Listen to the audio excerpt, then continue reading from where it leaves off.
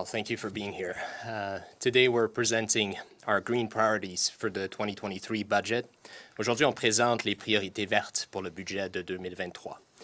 Mais avant de se faire, je veux revenir sur un événement de vendredi dernier qui m'a rempli d'anxiété, de colère et de tristesse, des sentiments que je sais que plusieurs personnes dans ma génération partagent. Before we move to the budget, I want to briefly discuss an event on Friday that very much filled me with anxiety, anger, and sadness, something I know many people in my generation and beyond very much share. During his speech to the House of Commons and President Biden, Prime Minister Trudeau said, and I quote him, "It's never been more clear that everything is interwoven." Well, it's been clear for a while. He went on to repeat 4 times, economic policy is climate policy is security policy. Well, his government is failing us on all 3 fronts. Why would he wait 7.5 years before realizing that? And I quote him, "People need us to think strategically and act with urgency." Where's the urgency? Perhaps because the motto of the Liberals is more to do with hypocrisy is hypocrisy, his hypocrisy. Pendant son discours devant la Chambre des communes et le président Biden, le premier ministre Trudeau a dit que toutes les politiques climatiques, environnementales, sécuritaires et économiques sont interreliées. Bravo! Ça aura pris 7 ans et demi pour le réaliser.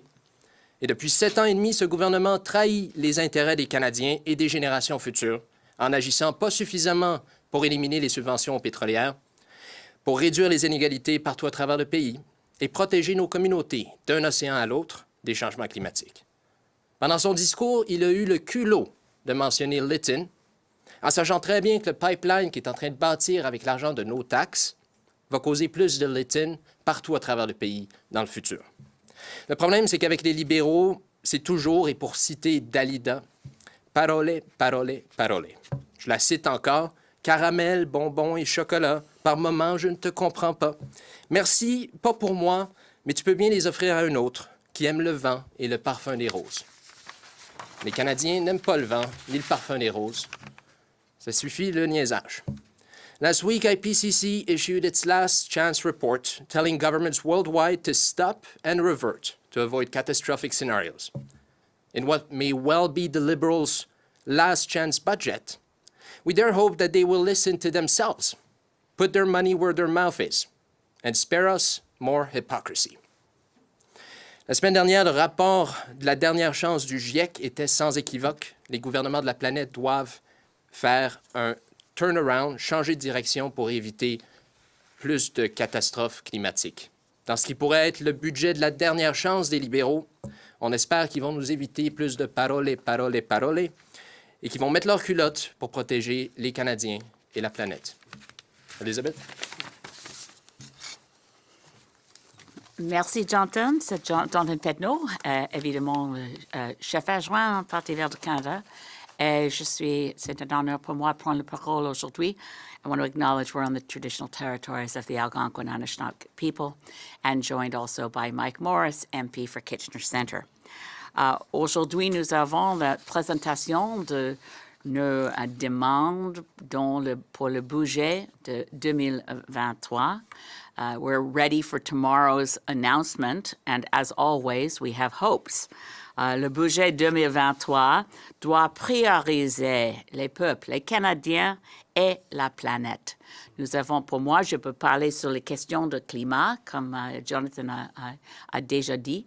Le gouvernement du Canada a un bilan affreux.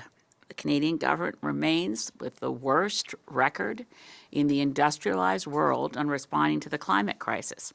As Jonathan just said in the Prime Minister's speech preceding President Biden's speech, there was a great deal about climate and security, but it's the United States. I mean, this is horrible for me as a Canadian to recognize how much worse our record is than that of the United States. In the United States, President Biden put John Kerry in at a senior position in the White House, a whole-of-government approach that put the climate crisis where it belongs as a security threat that permeates everything.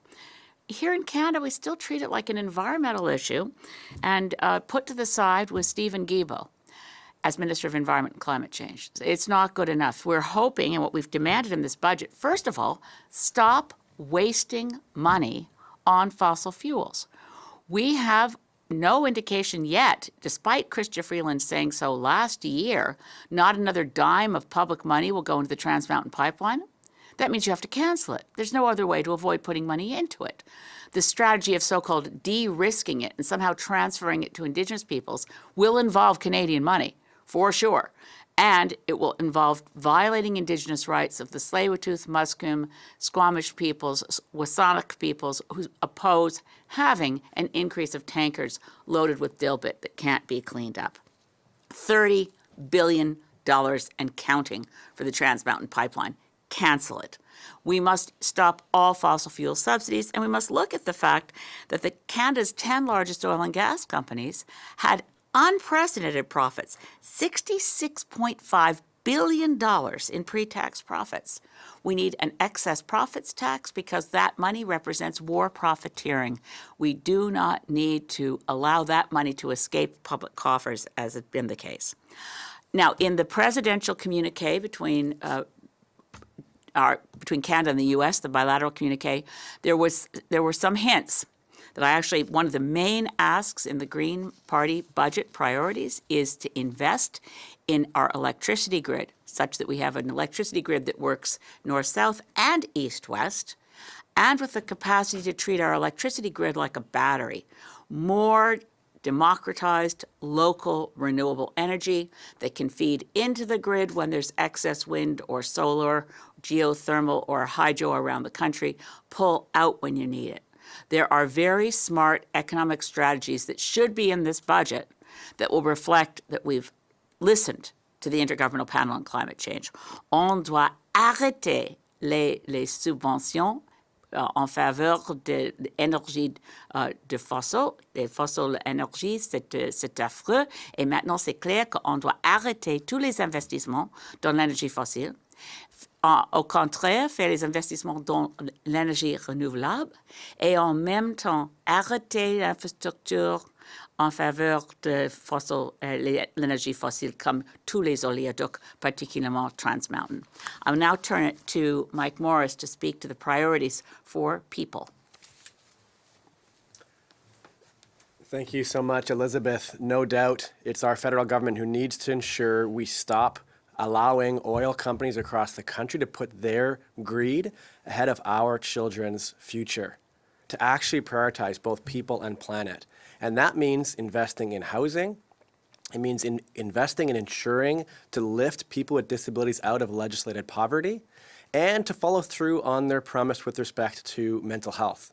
On mental health, we continue to call for the federal government to simply do what they promised Canadians they would in the 2021 election campaign, and that's a dedicated Canada mental health transfer of $4.5 billion. We're expecting to see that in tomorrow's budget, expecting to see this government follow through on a promise it made and to listen to organizations across the country, including the Canadian Mental Health Association, to follow through on its promise to people with disabilities across the country who've been waiting far too long. They could do that by funding the Canada Disability Benefit as they have promised to do. And finally, on housing, we need to ensure that homes are places for people to live first and foremost and not a commodity for investors to trade.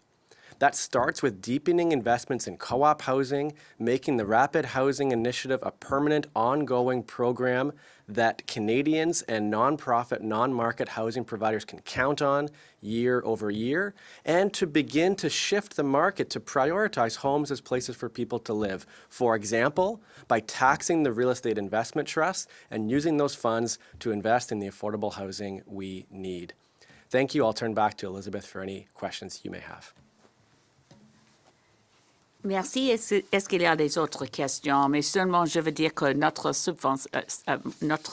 présentation pour la ministre et l'adjoint Premier ministre, l'honorable Chrystia Freeland, c'est plus que peut-être 40 pages.